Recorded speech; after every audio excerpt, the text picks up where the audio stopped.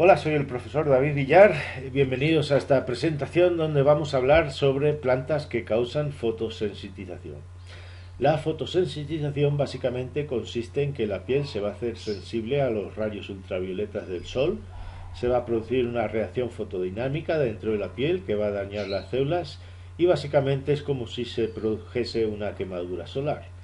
Donde va a ser más visible, pues va a ser en las zonas sin melanina o despigmentadas o blancas de la piel.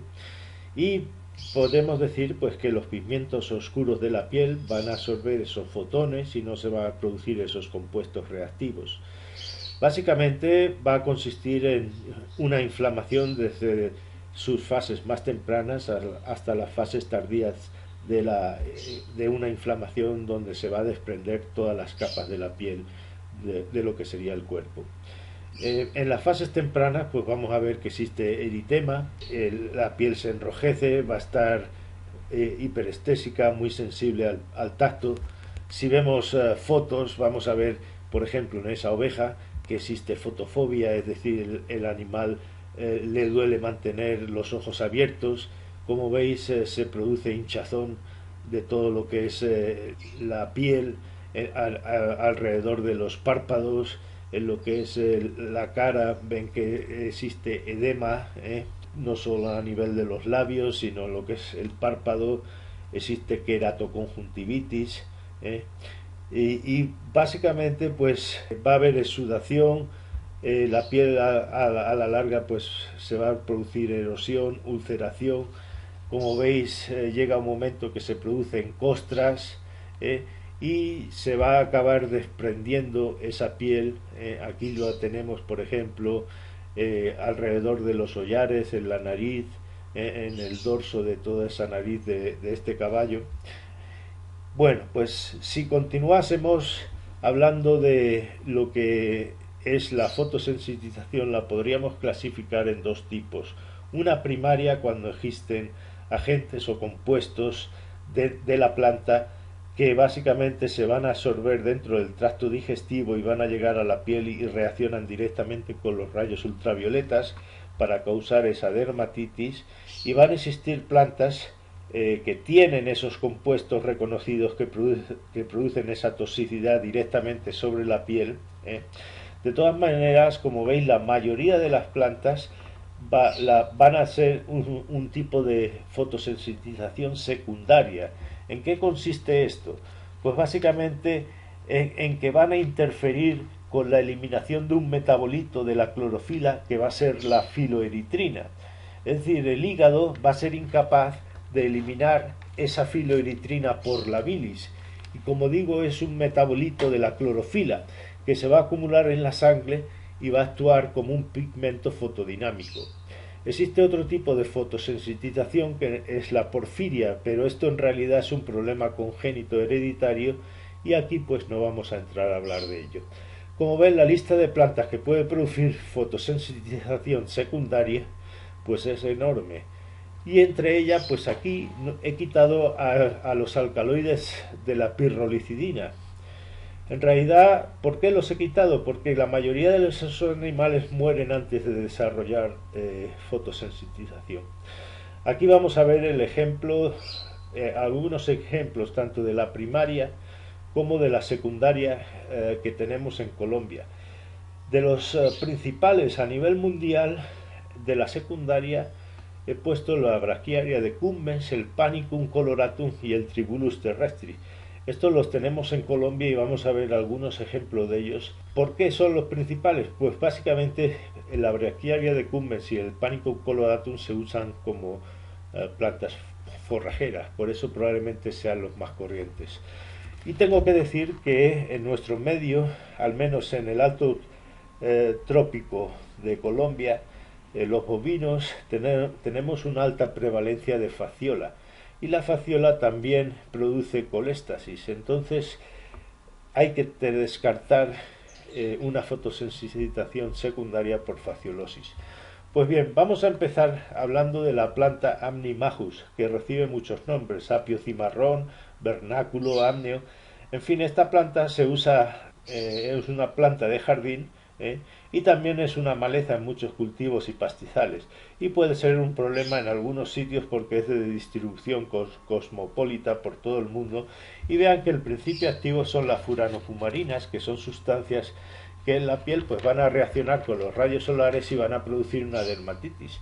Les pongo aquí el caso de una persona que no se le ocurrió otra cosa que hacer un macerado de la planta y aplicárselo a la piel para tratarse el vitíligo, que como saben pues son las manchas blancas que mucha gente tiene en la piel, y después pues no se le ocurrió otra cosa que salir a tomar el sol. Pues bien, vean que desarrolló una buena dermatitis con vesículas, ampollas, eritema, imagino que tuvo mucho dolor y picazón. Así que tengan cuidado, incluso el simple contacto con las plantas y después exponernos al sol, pues podríamos desarrollar este tipo de lesiones. Voy a mostrarles algunas de las plantas que causan fotosensitización primaria para que vean que no es tan difícil de reconocerlas, y en realidad el ganado con consumirlas una o dos veces sería suficiente para desarrollar las lesiones de piel. Aquí en esta diapositiva tenemos la Coppelia pedunculata, que de hecho es nativa de Sudamérica, dentro de la familia de los lirios.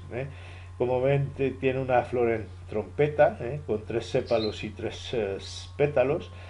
El otro que aquí tenemos lo llaman el trigo sarracero o alforfón, y esta en realidad pues es una planta que también se cultiva para sacarle el grano para consumo animal y humano.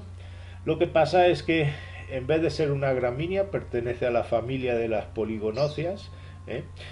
Y por último pues tenemos lo que sería el perejil gigante, que es de la familia de las apiáceas. Este es el Heracleum, que como vemos pues llega a alcanzar de 4 a 5 metros de altura, y al igual que decíamos para el amnio, el simple contacto sobre todo con la savia pues puede causar una urticaria con ampollas como si fuese una quemadura de piel, sobre todo si nos ponemos al sol después de haber tenido contacto con la planta. Pues bien, vamos a ver este caso que se produjo en Brasil, en ovejas, por la Brachiaria decumbens. Como he dicho, es una planta forrajera de todos los países tropicales y que causa pues brotes de fotosensitización tanto en ovejas como en vacas. En Brasil dicen que hay cultivadas hasta 51 millones de hectáreas de Brachiaria. Lo que pasa que la mayoría son Brachiaria brisanta. Hay solo 15 millones de Brachiaria decumbens y 6 millones de Brachiaria humidícola. Pues bien, en este caso introdujeron el lote en una pastura 50 días antes de presentarse el problema. La verdad es que no dicen cuál pudo ser el factor predisponente, aunque en otros brotes sí se sabe que al comienzo del periodo de lluvias aumenta mucho la concentración de saponinas esteroidales en la pastura. Y son muchas, normalmente la concentración es mucho más alta en las plantas jóvenes que en las plantas maduras, de 5 a 10 veces por lo menos. La cuestión es que se enfermaron 8 de los 28 animales y de esos 6 murieron en el transcurso de 5 días desde la aparición de los signos y las lesiones. Como ven, las lesiones y los signos eran de anorexia, depresión, opacidad corneal, dermatitis de la cara y orejas, secreción ocular y nasal e ictericia. Y como ven, la concentración que midieron de las saponinas esteroidales era de 2,36%.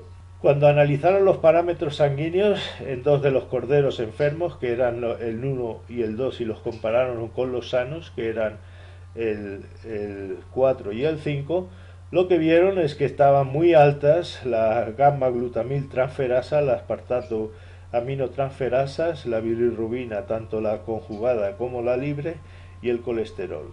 Lo otro que aquí hicieron, y que es prácticamente factor mnemónico, ver al microscopio la presencia de los cristales birrefringentes en forma de aguja, que forman las saponinas esteroidales en los lúmenes de los conductos biliares. Y eso no lo producen otras plantas hepatotóxicas ni otras sustancias que producen los daños hepáticos. Bueno, vamos a ver otra pastura que junto con las braquiarias pues son las que causarían más problemas de fotosensitización secundaria en todo el mundo. Y podríamos preguntarnos por qué se usan si producen estos brotes. Pues la verdad es porque son buenas pasturas y aguantan bien los suelos pobres y sequía, y obviamente pues climas muy calurosos que otras plantas pues no aguantarían. Esta pastura la tenemos también en Colombia, es el Panicum coloratum, y es muy buena pues como digo para pobres para suelos pobres, de poca fertilidad o erosionados y con maleza. Toleran suelos en general salinos, e incluso anegados, y la verdad pues se ha extendido bastante por Colombia.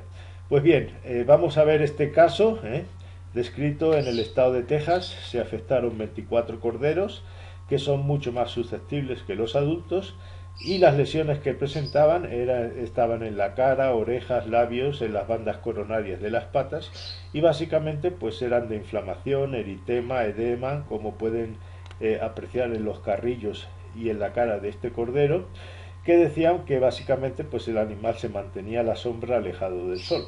Pues bien, cuando miraron al microscopio esa piel, pues lo que observaron eran pues lesiones de necrosis en todo lo que es la epidermis y la dermis, y la presencia de edema en el tejido subcutáneo. Cuando miraron esos hígados al microscopio, pues vieron lo mismo que hemos observado anteriormente. Si el animal llevaba más de 10 días en esa pastura, se desarrollaban los cristales característicos que hemos visto anteriormente en los canalículos biliares, y eso va asociado a células de Kupffer, es decir, a macrófagos que intentan fagocitar esos cristales, y a un mayor número de macrófagos rodeando a esos canalículos biliares.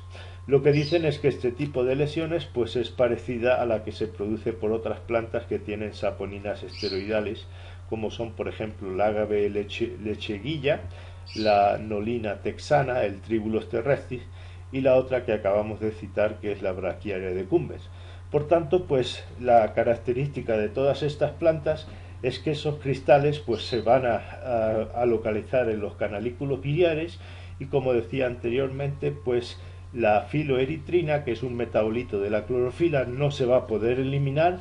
El animal básicamente va a desarrollar una colestasis, y va a desarrollar una fotosensitización secundaria que debido a la presencia de la colestasis. Bueno, con esto hemos visto muy brevemente en qué consiste la fotosensitización, los dos tipos de fotosensitización que existen. Espero que les haya gustado, así que hasta la próxima. Aquí me despido.